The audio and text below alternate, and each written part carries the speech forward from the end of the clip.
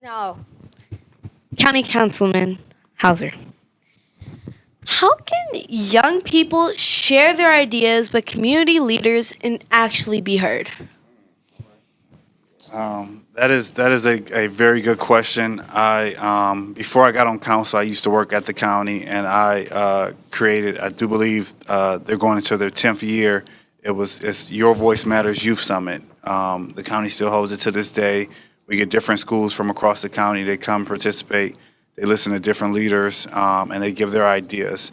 In my opinion, as someone who has been, I joke and say it took 20 years to be an overnight success. As Juan know, we've been doing this a long time, and so I think staying consistent. I think showing up. I have a 5-year-old son. I try to teach him half the battle is showing up. We can figure it out when we get there, but to not show up at all, you don't even give yourself a chance. And so, young people, especially who's interested in politics, we're in Cleveland, as the judge know, they're not gonna give you nothing. But if you stay consistent, if you show up, if you put the work in, I promise you it will come. So, this conversation is youth driven, but community connections happen across generations. How do we intentionally build spaces where everybody belongs? Who's going to start us off? I'll put a down payment on it. Part of it is in how we facilitate. The ability to really work at making people feel safe and affirmed is going to be the key, no matter what the broader effort is that we're trying to be about. And so there's skill in that. It takes time to build that, and it has to be a relentless commitment. Sometimes that means we put our own irritation aside. That means we put our own reactions to things aside. But to actually work on that ability to lift people up and affirm them when we're in those spaces, I think is key. As an elected official, I try to be intentional, and so to make spaces welcoming. Last year we passed the Crown Act, which you can't discriminate on anyone because of their hairstyle, their texture. I don't have hair, so it doesn't affect me directly, but it's good for the culture. It's good for the whole, and so Crown, brother. yeah, there we go. And oh my God. And so to be intentional, use these spaces to help other people, from community benefits agreements to fair housing legislation. Use this platform, whatever your platform is, to help people.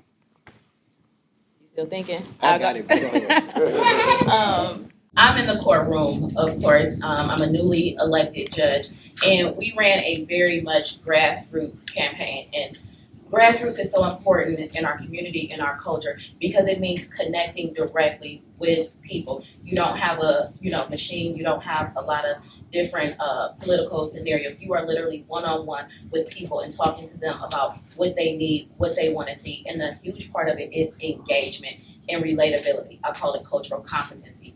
Having conversations with people and knowing what's going to move the needle, how can we better engage together that will make you feel, like you said, Doctor, affirmed and worth it. I have two little daughters.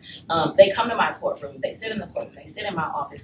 A lot of it is exposure. I had a college intern. She had no experience in law. Judge knew that it was interesting to her, but I said, just come with me. I don't care what you do. March in parades, give out candy, hear how I'm speaking, and the more you hear me engage, you pick up those things. And that's what our young people across the board, like you said, just showing up, that's half the battle. If we bring them with us, they become a part of the spaces and they pick up on so many things subconsciously that we don't even know about. And that's how we begin to kind of bridge that gap and create our new leaders. Lastly, this brings me to, it takes me back to when, like my first year in education, 17 years ago. When I first got in, very young, African American, I'm ready to go. I have a lot of energy. I ended up coaching every sport. They asked me to do everything, and I'm young, But it was one moment when they asked me to be a mentor or a group leader of a group, and it was only for African American students. And part of me was like, I should do it. But the other part, and I asked a question to the person that asked me, like, so it's only restricted to African American students? And I respectfully declined because I'm all inclusive. I don't feel that, I think all of the students can benefit from anything that I'm teaching them. At the time, I had Hispanic students in my classroom. I had white, I had black, I had everything. And I would feel crushed if Victor Maldonado, and what's his name, if he came and I had developed a rapport with him, and he said, well, can I be in this program with you, Mr. Bruce? And I had to tell him no, I wouldn't. So I couldn't live with that. So the inclusiveness of inviting everyone, no matter what shape, color, creed they are, to be able to get the things that I can facilitate, that I can give them, that we all can give them in a different manner. It doesn't see race. So I would like to include everybody in those things. I love your point, but I want to respond and add something to it because as crucial as that is, I teach on a college campus that has everybody, right? And I build with everybody. And so we absolutely have to have that invitational approach that you're talking about. And we also need some Solange moments. Yeah. This stuff is for us, right? And so there are ways where culturally specific building and spaces matter every bit as much as the open and the welcoming. And anybody who knows anything about Black culture knows that we are very welcoming people, right? Yes. And so I would encourage folks to think about the balance. What are the spaces where we can build bridges? And what are the spaces where we go Solange and figure stuff out? Yeah. And to your point, it was no balance. It was no balance. It was that, and it wasn't nothing Right. for anybody else. It was just that. And I was just like, You were in the space of the school that needed that connection. Yes, it needed this connection. So I agree with you on that point. Well, thank y'all so much for this conversation today. But one thing I really believe is that creativity, aka music, books, storytelling, all of that helps people connect and feel like they belong. I've experienced that through DJing, reading, and speaking. It's helped me find my voice.